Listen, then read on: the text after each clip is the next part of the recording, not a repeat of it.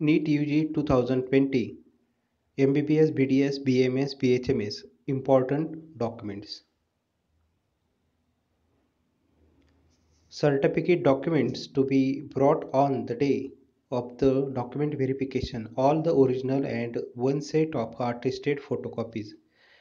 MBBS, BDS, BMS, BHMS, BUMS, BSLP, PPTH, BOTH अशा विविध जे काही कोर्सेस आहे, आयुष कोर्सेस असतील किंवा MBBS, BDS असेल, BMS असेल, या कोर्सेसकरिता कोणते कोणते कागदपत्र लागतात हा प्रश्न विद्यार्थी आणि पालकांकडून सातत्याने विचारला जात होता. तर त्याकरिता आपण ही माहिती बघणार आहोत. जेव्हा डॉक्युमेंट व्हेरिफिकेशन होत असतं प्रवेश देण्यापूर्वी, तर त्या वेळेस कोणते कोणते कागदपत्र ओरिजिनल आणि त्याच्या अटेस्टेड ज्या झेरॉक्स कॉपी असतात एक सेट झेरॉक्स कॉपीचा, त्यालाच फोटोकॉपी म्हटलं जातं. ते कोणते कोणते आहेत ते आता आपण सुरुवातीला बघणार आहोत. त्यामध्ये पहिलं जे आहे admit card of NEET UG 2020. नीटचा निकाल जो आहे, जो निकाल असणार आहे ऑनलाईन प्रिंट, ती निकालाची प्रिंट तुम्ही व्यवस्थित जपून ठेवायची, त्याची कॉपी ती लागणार आहे. Copy of online application form latest fill on www.mahacet.org. आता निकाल लागल्यानंतर तुम्ही mahacet.org या वेबसाईटवरती नीट UG नावाची जी लिंक आहे त्या ठिकाणी गेल्यानंतर रजिस्ट्रेशन करणार आहात. मग त्यामध्ये तुम्हाला MBBS BDS किंवा BMS BHMS BUMS इतर ज्या कोर्सेसकरिता रजिस्ट्रेशन करायचं आहे, ते रजिस्ट्रेशन केल्याची जी ऑनलाईन प्रिंट आहे ती ऑनलाईन प्रिंट त्या ॲप्लिकेशनची ही लागणार आहे. नीट UG 2020 मार्कशीट. जे ॲडमिट कार्ड आहे, हे ॲडमिट कार्ड म्हणजे प्रत्येकाला माहिती आहे. जो पॉईंट बघितला होता आपण ॲडमिट कार्ड, आणि जो पॉईंट आहे मार्कशीट निकाल. तर हे ॲडमिट कार्ड जे तुम्हाला तुमची परीक्षा देण्यापूर्वी तुम्ही ॲडमिट कार्ड जे प्रिंट केलेलं होतं की ज्याच्यावरती तुम्ही एक्झाम दिलेली होती आणि एक्झाम देत असताना त्याच्यावरती काही शिक्के जे आहे ते शिक्के तुम्ही ज्या ठिकाणी एक्झाम दिलेली होती त्या ठिकाणी जे इन्व्हिजिलेटर होते, सुपरवायझर होते, त्यांच्याकडून सही शिक्के वगैरे त्याच्यावरती जर अटेस्टेड केलेले असतील किंवा शिक्के मारलेले असतील त्या सेंटरचे, तर ती कॉपी तुम्हाला ॲडमिट कार्डची जपून ठेवायची.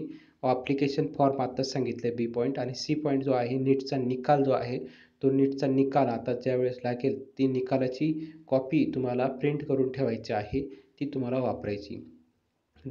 नॅशनॅलिटी सर्टिफिकेट जे आहे ते तुम्हाला गरजेचं आहे. नॅशनॅलिटी सर्टिफिकेटऐवजी तुम्ही आणखी काय काय वापरू शकता, तर nationality certificate issued by district magistrate त्याला ऑब्लिक आहे ॲडिशनल डिस्ट्रिक्ट मॅजिस्ट्रेट और metropolitan magistrate competent authority for issue of such a certificate, valid Indian passport, school living certificate of HSC 12th school living certificate, 12th standard indicating the nationality of the candidate as a Indian. म्हणजे वर दिलेले जे आपण passport असेल, school living certificate, जिथं Indian अशी त्या विद्यार्थ्याची माहिती जी आहे ती आपल्याला दिसली पाहिजे.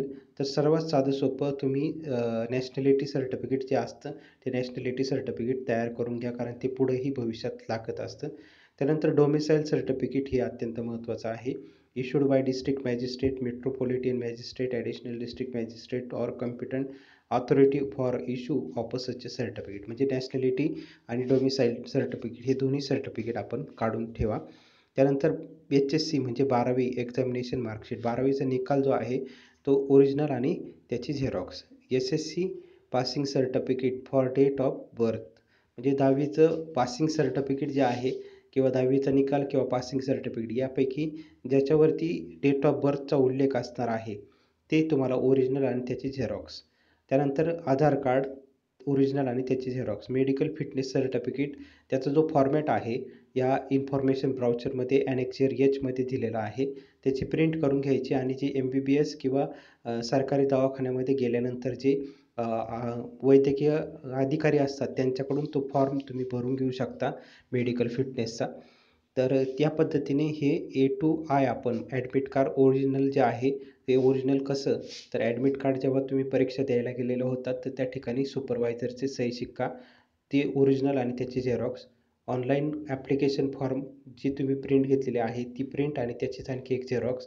नीटचं मार्कशीट जे आहे निकालाचं ते जी प्रिंट कराल ती प्रिंट आणि त्याची एक झेरॉक्स.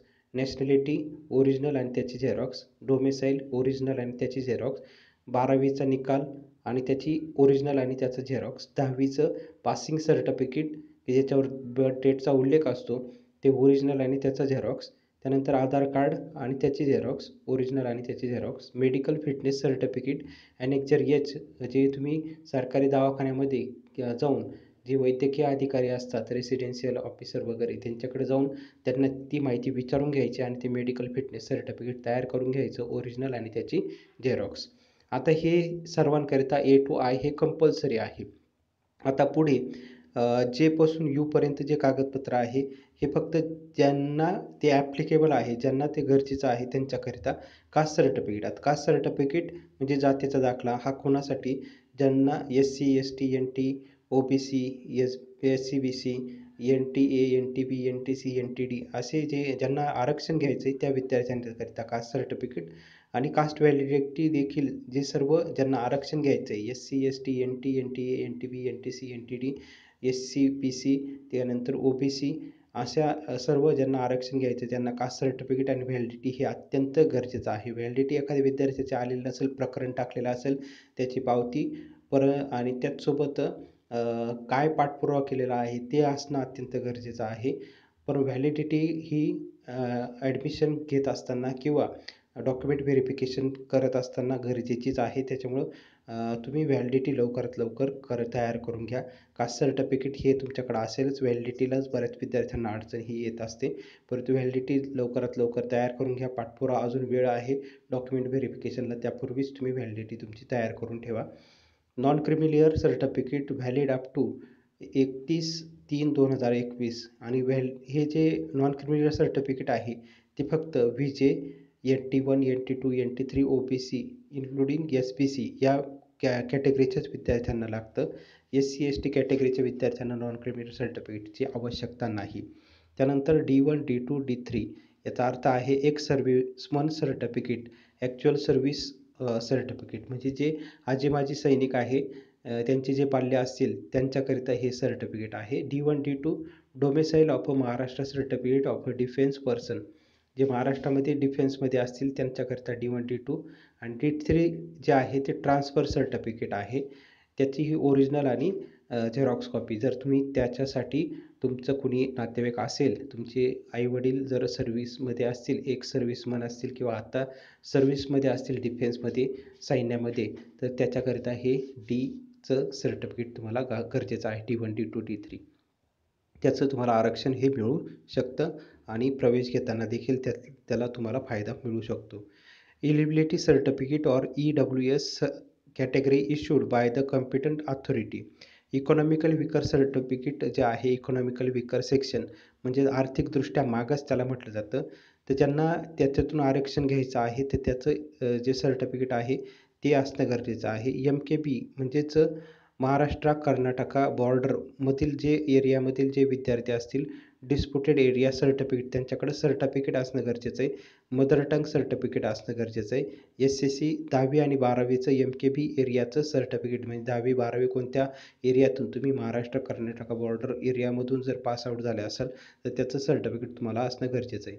HA म्हणजे हिली एरिया, त्याच्याकरिता पॅरेंट डोमेसाईल सर्टिफिकेट असणं गरजेचं आहे. 10वी 12वी कॅन्डिडेट जे आहे त्यांचं निकाल जो आहे कॅन्डिडेट फ्रॉम हिली एरिया 10वी 12वी हिली एरियामधून झालेला आहे का, तर हिली एरियाचं देखील सर्टिफिकेट हे तयार करून मिळत असतं. ते देखील तुम्ही जे सेतू कार्यालय आहे या सेतू कार्यालयामध्ये या सर्व सर्टिफिकेट मिळवण्याकरिता संपर्क साधायचा आहे. For person with disability PWD candidate medical fitness certificate for authorised medical board, जे अपंग आहे, अपंग विद्यार्थ्यांकरिता जर अपंग असतील तर ते फिजिकल हँडिकॅप सर्टिफिकेट ओरिजिनल आणि त्याची झेरॉक्स असणं गरजेचं आहे. त्याचा तुम्हाला प्रवेश घेत असताना फायदा होणार आहे. त्यानंतर for minority candidate refers rule 5.11, 5.12, 5.13 जे मायनॉरिटी विद्यार्थी असतील आणि या मायनॉरिटी विद्यार्थ्यांकडे जे कॅन्डिडेटकडे तसं जर सर्टिफिकेट असेल त्याच्याकरिता रूल्स तुम्हाला वाचायचे 5.11, 5.12 आणि 5.13.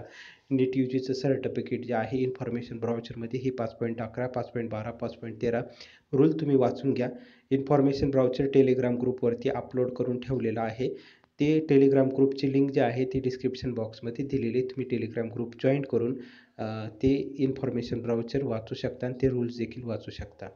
फॉर ऑर्फन म्हणजे जे विधवा वगैरे ज्या असतात त्याकरिता for orphan respective certificate from appropriate authority. ऑर्फनचं सर्टिफिकेट जे आहे ते जर असेल तर त्यांना देखील काही फायदा जो आहे तो होणार आहे. तर या पद्धतीने सर्व नीट 2020 त्यामध्ये MBBS, BDS, BMS, BHMS, BUMS, BSLP, BPTH, BOTH, BSLP असे या सर्व मेडिकल साईडचे जे कोर्सेस आहे ते प्रवेश घेण्यापूर्वी डॉक्युमेंट व्हेरिफिकेशन केलं जातं.